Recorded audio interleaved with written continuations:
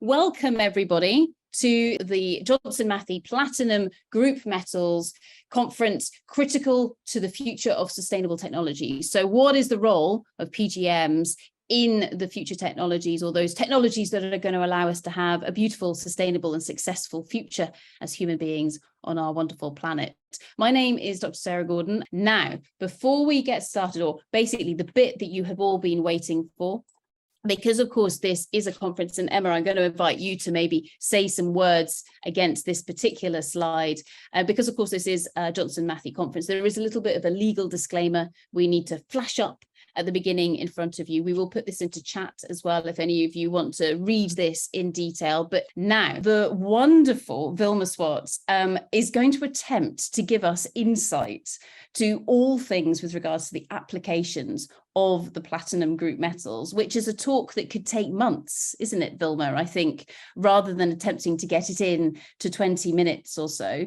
But what I will say is, before I hand over to the phenomenal Wilma, is if you have questions, comments, ideas, challenges, etc., then please do feel free to share them with us, either by popping them into the Q&A. So just click on the Q&A button and that will bring up the box for you to share your questions, and then you can upvote one another's questions as well, so we can do this as a collaboration.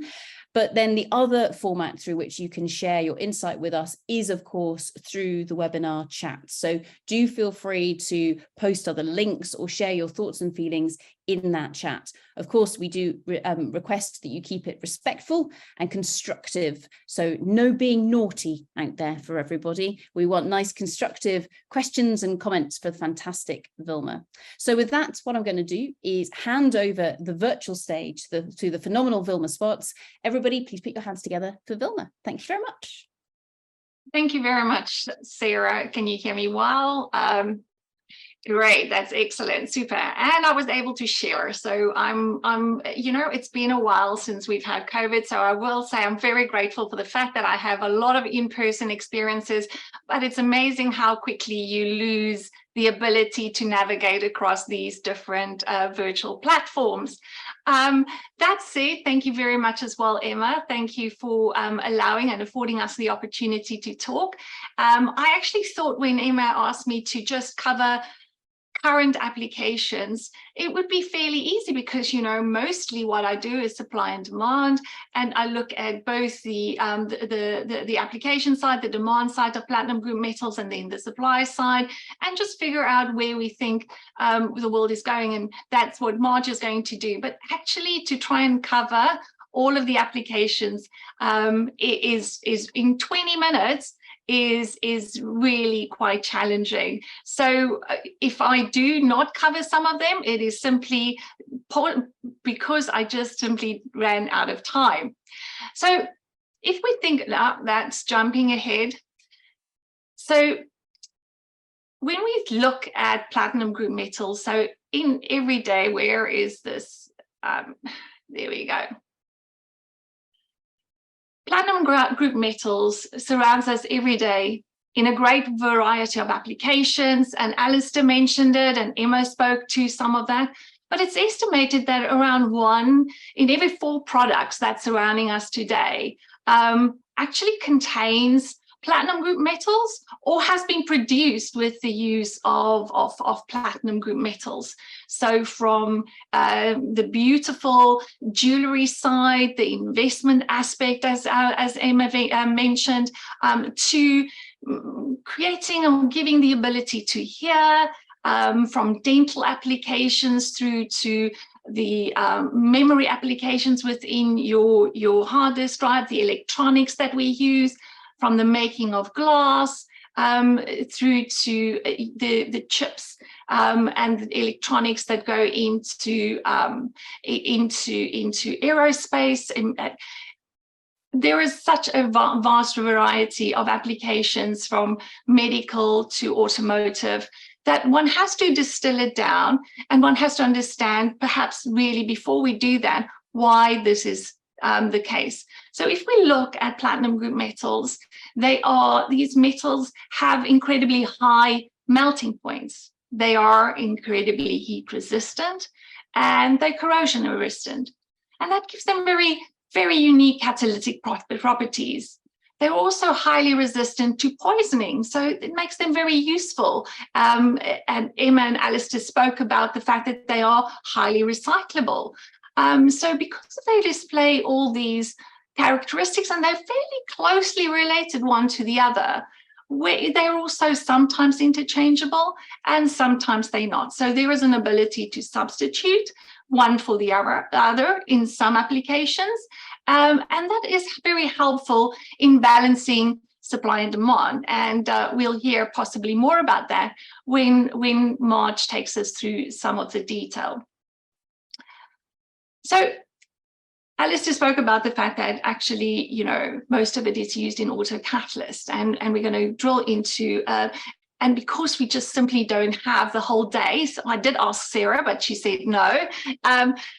I wanted to focus on the key applications. So if we just think about platinum group metals demand for this year, 2023, we anticipate that there will be about 21 million ounces of platinum group metals consumed during the course of the year. 60% of that is used in automotive catalysts. And that is platinum, palladium, and rhodium. And we'll drill down into that detail a little bit more.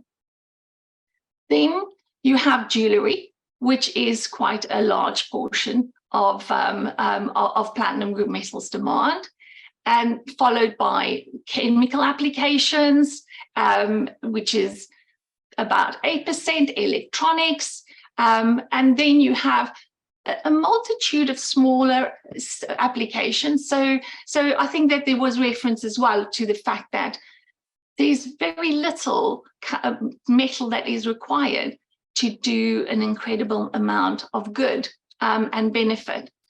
And while we are talking, and this conference specifically is about future application towards our decarbonization, platinum group metals are already doing a lot in terms of ensuring clean air and ensuring that we reduce our energy consumption. So in anything and everything that we do, platinum group metals has a very important role, and they already play an important role in reducing our footprint and our impact from an energy consumption point of view. So we have to spend a little bit more time on looking at why 60% of platinum group metals is used in autocatalysts, but I wanted us to just talk about a little bit about the context of mobility. So we know that platinum group metals at this moment in time, if we look at our cars, they're either a petrol car, a diesel car. Over time, we've seen the development of hybrid electric vehicles, and we have seen tremendous uptake of electric vehicles and the importance of that in terms of our drive towards net zero, as well as the uptake and potential for fuel cell vehicles. And platinum group metals is actually used not only in autocatalyst, of course, it's 60% of the demand and it's the largest part, but I wanted to just point out that actually it's used in any one of those vehicle solutions. It's most certainly in gasoline and diesel vehicles. It has a substantial amount of platinum group metals, and in fuel cells, a substantial amount of platinum, but it's also used in sensors because of its thermal capabilities, its heat resistance. It does actually have application in sensors. It also has an application in spark plugs. But that said, the biggest application is certainly in autocatalysts and the effect that it has on autocatalysts. So why did we get to 60%? So firstly, the reason why we are using so much metal in automotive catalysis is really what we've seen in terms of the attempt to address the nasties, the pollutants that is emitted whenever we switch on our cars, our gasoline or diesel car. And the driver there has been to move the emissions legislation. And what we look at and what we see is that emissions legislation has evolved very early on. So the first autocatalyst was put on a vehicle in the early 1970s. and it has evolved over time, and it addresses certain aspects of monoxide. So monoxide, hydrocarbons, and NOx. And over time, we have seen emissions legislation introduced for light duty, and it developed not only in the European Union, in the US, but we have seen it develop more stringently in China, India, and more broadly into other regions as well. And what this has meant is, in order to reduce the to reduce the amount of monoxide, to reduce the amount of hydrocarbons and NOx that is emitted from the exhaust systems, we have had to see the improvements. So the improvements has not only been to specifically to the catalyst, but also to the efficiency, the fuel efficiency, etc. So if we just go through some of the detail, we've seen that there has been these targets and the reduction, and the functions and the types of catalysts has had to respond to these particular reductions in the emissions legislation globally. So we've seen this harmonized process and this move towards reducing the amounts of emissions specifically from internal combustion engines. So the technologies that are being used in diesel catalysts, and Emma specifically asked me to spend a little bit more time just explaining that there are different types of applications and different types. In diesel, we have a diesel oxidation catalyst, and this is specifically targeted at addressing monoxide and hydrocarbons. And in this type of environment, what you would see is you would have a use of platinum and palladium. So what we have seen over time is that there's an increase in platinum when there's an increase in palladium use in diesel oxidation. That has partly to do with the different capabilities of palladium versus platinum, but it's also to do with the fact that the pricing might be more conducive to using some slightly more of the one and slightly less of the other. We also saw the introduction of selective catalytic reduction. This does not have any PGMs in, but it is specifically focused on NOx abatement and hydrocarbons, but it has potentially the impact of causing the production of ammonia, for which you then need an ammonia slip catalyst. In the exhaust, we also see the emission of particulate matter, and for that reason, we need a particulate filter, and that filter is often coated. So that's particularly useful, and it has, and as we see the emissions legislation tighten, we have seen the particulate matter number come down, and so for that reason, we are seeing that a coated catalyst, a coated filter is often more effective. So we saw the development of the three-way catalyst in gasoline, and then we saw the development of a four-way catalyst, which also includes particularly coating. So in those environments, we see the use of platinum, palladium, and rhodium. They're not completely interchangeable. You do need, so rhodium is most effective in NOx abatement, but you can use some or more of certain metals in order to address the abatement of some of the emissions, the deleterious elements. But those are the three key metals, and they are required in the catalytic process for automotive catalysts.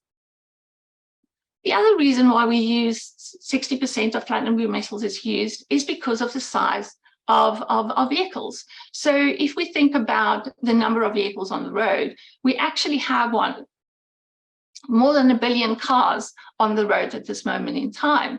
Most of those cars are gasoline or diesel cars. We have seen a growth in hybrid electric vehicles, but a hybrid electric vehicle often actually needs more platinum group metals than an internal combustion engine, because a hybrid electric vehicle may need to be very efficient and effective at a cold start, in a cold start environment. And so for that reason, we do actually see that there is often more platinum group metals required in hybrid electric vehicles. Now, March will talk about the future, and we certainly won't see necessarily that we are going to displace the gasoline and diesel vehicles, despite some of the legislation that we're hearing about. We don't anticipate that that is going to be a very fast replacement. But we are seeing, and that is why Emma has set up some time to discuss other applications for rhodium and palladium. So this is just a summary, really, to show autocatalyst demand in PGMs and how that has evolved over time, and how we've seen the technology having to adapt to this tight emissions legislation, as I've shown before, and how, because of the different testing environments, because of the requirements, we have seen a significant increase in the demand of platinum group metals since the early 1990s, when this became a lot more prolific in use and the introduction of emissions legislation. So I mentioned that the next section is jewellery demand. So platinum is essentially seen, and I wanted to just remind that it's not only platinum that's used in jewellery, but there is quite a number of the metals that actually are used. Palladium is also used, rhodium as well, ruthenium as well, and I'll go through some of the detail there. So historically, we mostly see the two platinum group metals, and China used to be the largest driver of platinum group metals jewellery. So platinum jewellery demand was certainly driven by the Asian markets. So both palladium and platinum was increasingly used. Over time, as we see a shift towards jewellery, away from jewellery as a luxury good to other luxury goods, we have seen a decline in demand from China, but we are actually seeing an increased demand, or a stabilizing of jewellery demand, platinum demand for jewellery in North America, and we're all seeing a rising demand in India. So the drivers for jewellery, really jewellery demand, is actually weddings. There's a very large part of platinum used as in wedding bands, and also palladium bands. One of the other drivers, of course, is price, because palladium bands used to be the band for the male wedding ring, and so as the price increased, we've seen that shift.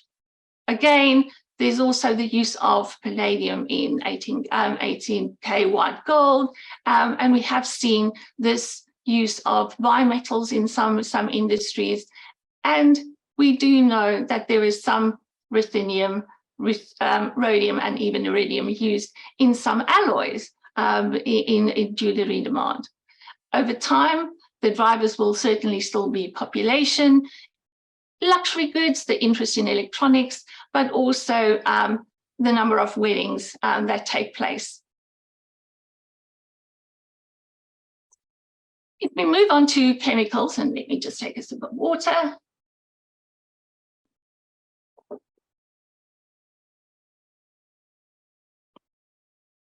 On the chemical side, we also see, and this has already been mentioned, it is an incredibly good catalyst. All of these metals are really good, but they are used in different areas for more effectively.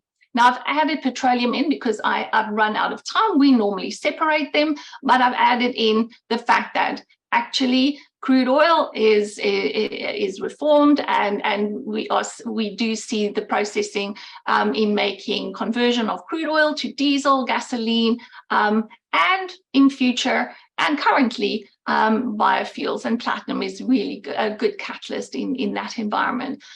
But with the textiles, the clothing you're wearing, the paints, there are so many applications. So we're looking at paraxylene, PTA, propane dehydrogenation, vinyl acetate monomers, all of these products, precursors that is used in polymers to make textiles, to make paints, adhesives, all of these are generally produced with precursor material that is catalyzed by either platinum, palladium, or rhodium. And so there is a substantial amount. And if we look over time and historically, you are seeing some, kind of bulky elements to the demand for platinum group metals. This would typically be associated with the expansion of plants. So platinum group metals is installed as a catalyst, also in for example, paraxylene. As we saw a significant expansion in China, we did see a requirement for increase in installed capacity. And that is where you see these spikes in demand. Once once you have your catalyst installed, of course, then you do need to maintain it and it's changed out. But these metals, and Emma also referred to it, they are good catalysts, they are good agents, but they don't necessarily actually get involved in the process, so they don't get consumed in the process. So your losses are very little, and it gives us the ability then to recycle that material. And so essentially, whether it's paraxylene or PTA or VAM, you actually have the ability to expand your plant, you build a new plant, you install a certain amount, and then you only top it up. It would be remiss of me to talk about the use in fertilizers, so nitric acid, the production of nitric acid. This is incredibly important. A driver of that is really food. 90% of nitric acid is actually used in the production of fertilizers, and fertilizers are incredibly important in terms of agriculture. And as we see our growing population, we do anticipate that this will continue to play an important role in terms of applications. Now, silicone as well is I'm running ahead of myself, so let me just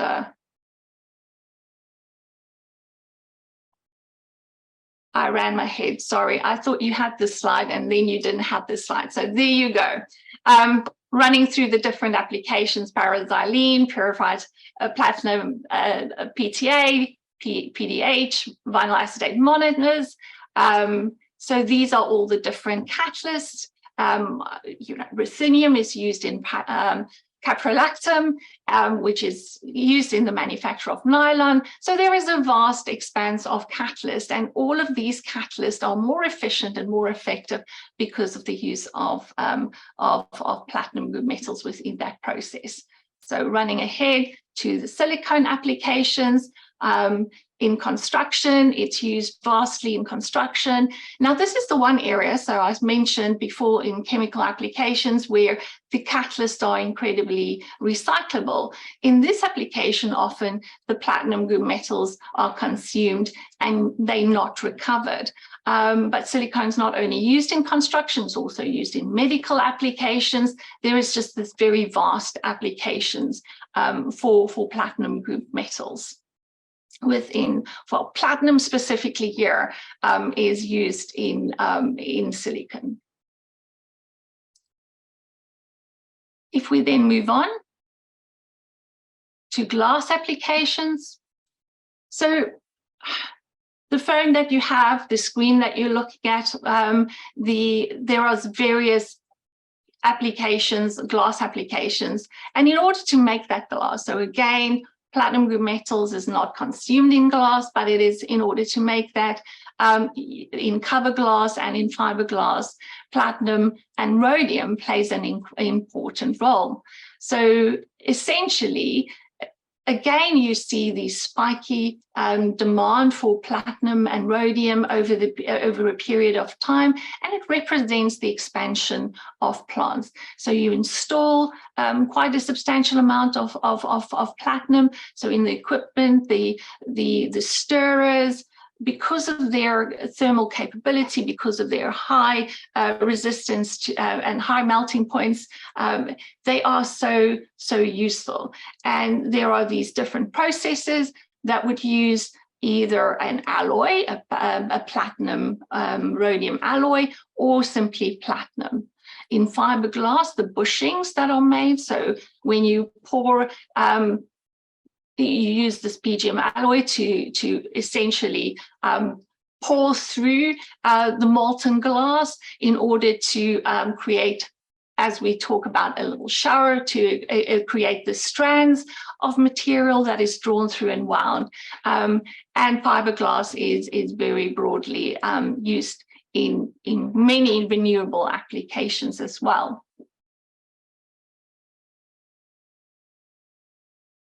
If we then turn to electronics, we spoke about the fact that there's an incredible amount of platinum group metals that is used in small amount in hard disk drives, in the semiconductor space, in thermocouples, in sensors, and in MLCCs, multi-layer ceramic capacitors, and in the lead frames of these chips.